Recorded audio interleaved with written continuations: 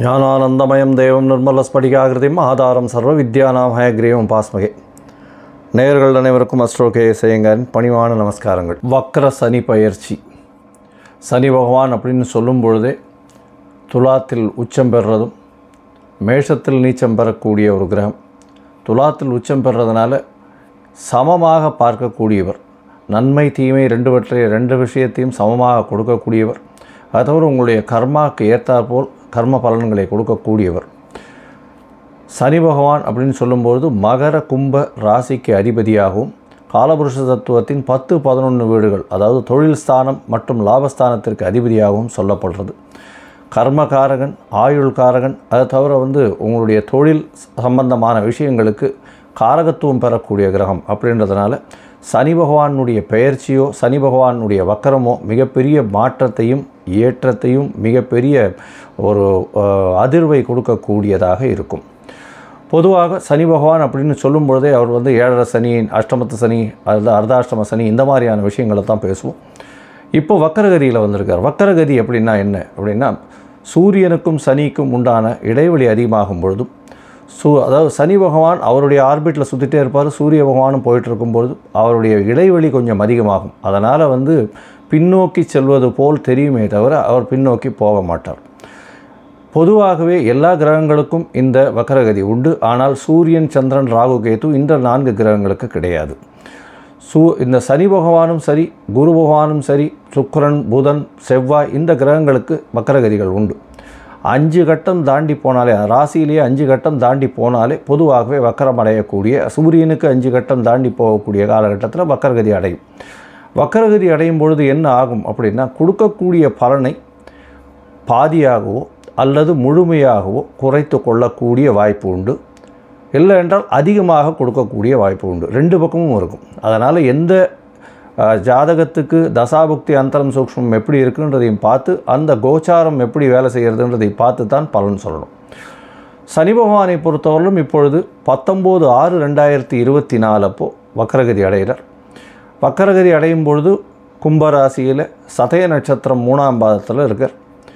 வக்கரகதி ஆரம்பிக்கிறது 19/6/2024 ஆனி மாதம் 5ஆம் தேதி.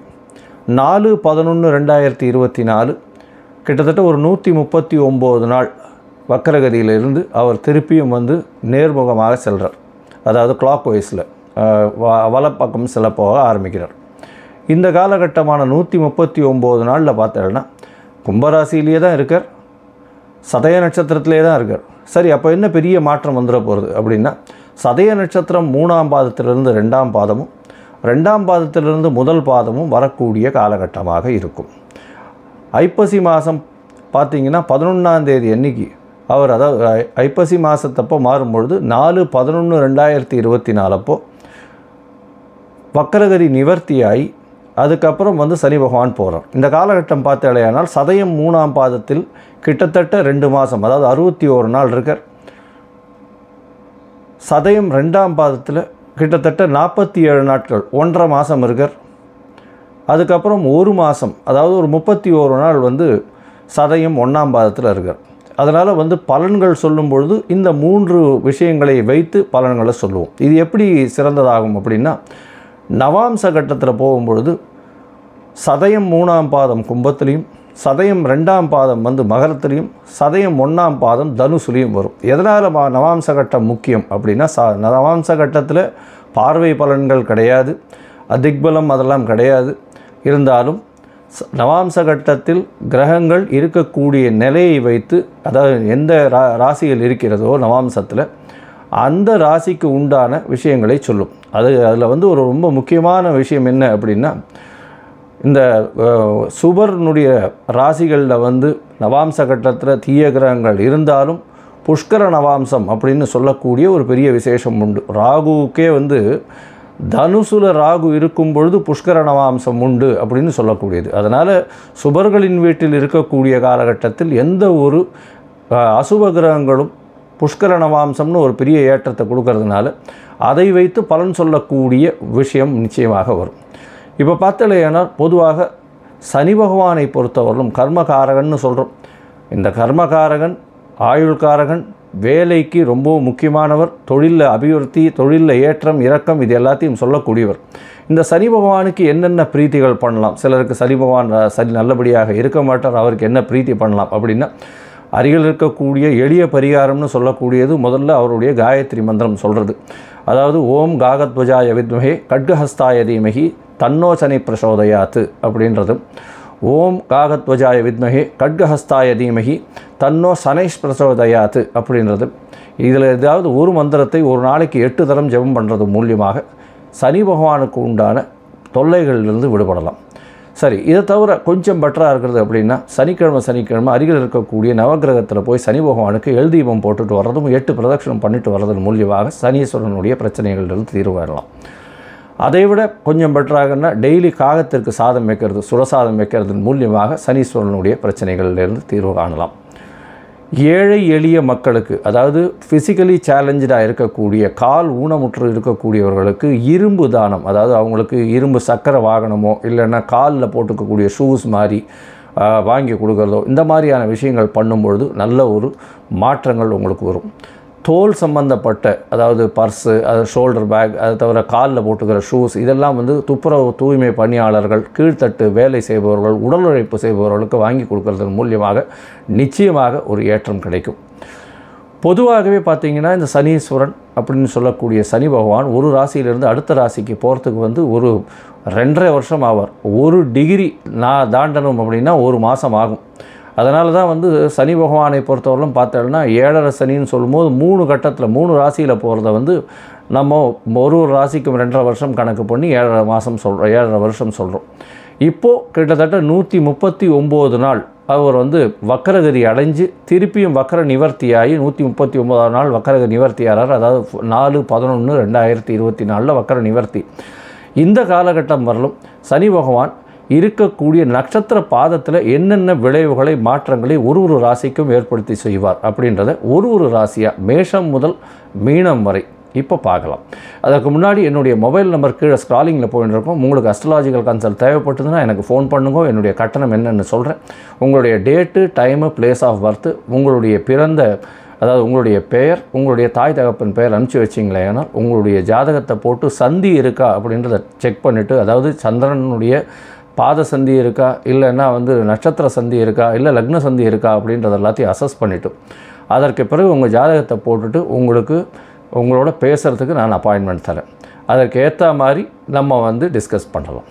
இப்போது மேஷம் முதல் மீனம் வரை வக்கர சனி பயிற்சி 2024 4/10/2024 19/6/2024 4/11/2024 வரை உண்டான நாட்களை ஒன்றொன்னா பார்க்கலாம்.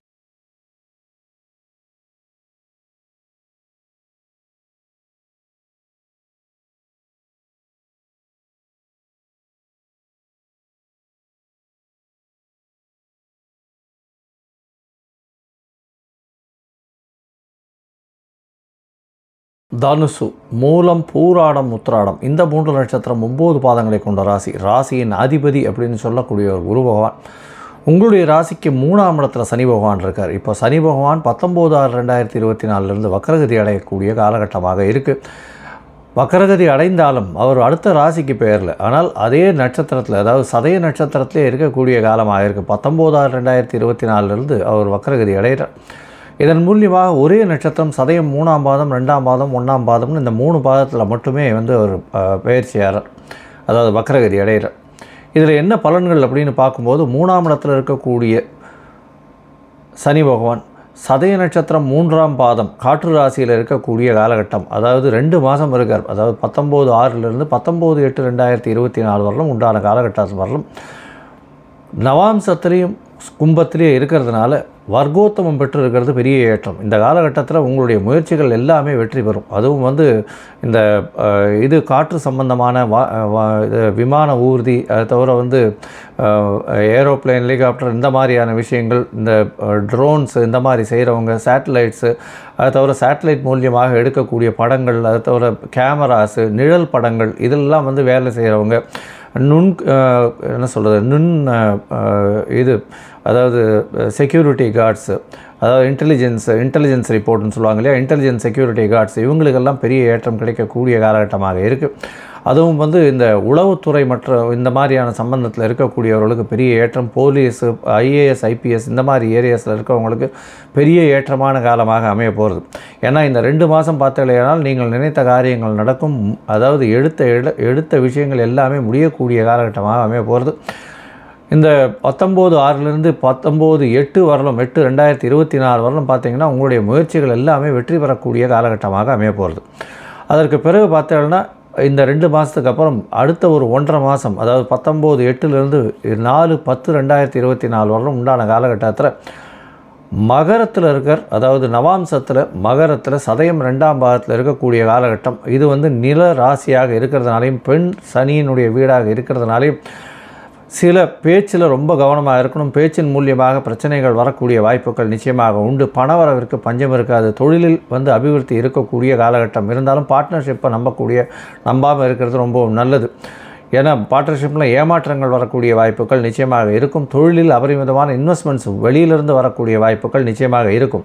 உங்களுடைய ராசிக்கு பார்த்தீங்கன்னா நவாம்சத்தில் மகரத்தில் இருக்கும் பொழுது உங்களுக்கு பெரிய ஏற்றத்தை கொடுக்கக்கூடிய காலகட்டம்.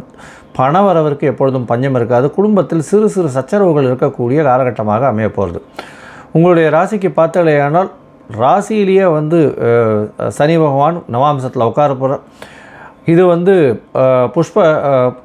புஷ்கர நவாம்சம்னு சொல்லக்கூடிய ராகு பகவான் முதல் பாதம் சதயம் 1ஆம் பாதத்தினுடைய சனி பகவான் சதயம் 1ஆம் பாதத்தில் இருக்கக்கூடிய காலகட்டம். 4/10/2024 4/11/2024 வரை உண்டான காலகட்டமாக அமையிறது. இந்த காலகட்டத்தில் பார்த்தீங்கன்னா உடல் நலத்தில் மட்டும் கொஞ்சம் தொய்வு ஏற்படக்கூடிய வாய்ப்புகள் உண்டு. இருந்தாலும் நீங்கள் நினைத்த காரியங்கள் நினைத்த மாத்திரத்தில் நிறைவேறக்கூடிய காலகட்டமாக அமையும்.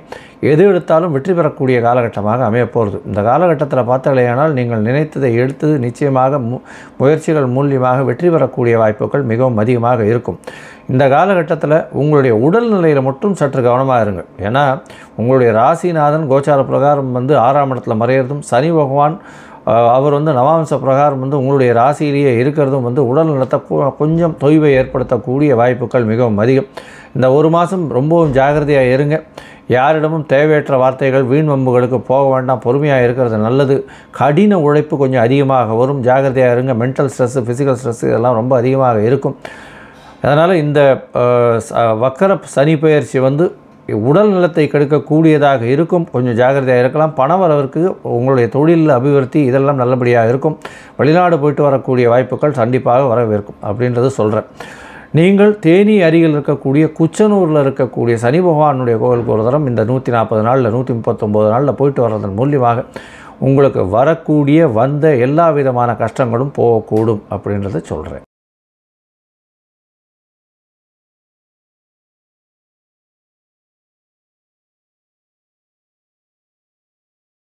லோகா சமஸ்தா சுகினோ பவந்து. நன்றி, நமஸ்காரம். Astro KS Iyengar YouTube channel பார்த்தமைக்கு நன்றிகள். மேலும் இது போன்ற ஆன்மீக ஜோதிஷ தகவல்கள் உங்களை அடைய astro KS Iyengar YouTube channel subscribe செய்யவும், பெல் ஐக்கானை மறக்காமல் அழுத்தவும். நன்றி, வணக்கம்.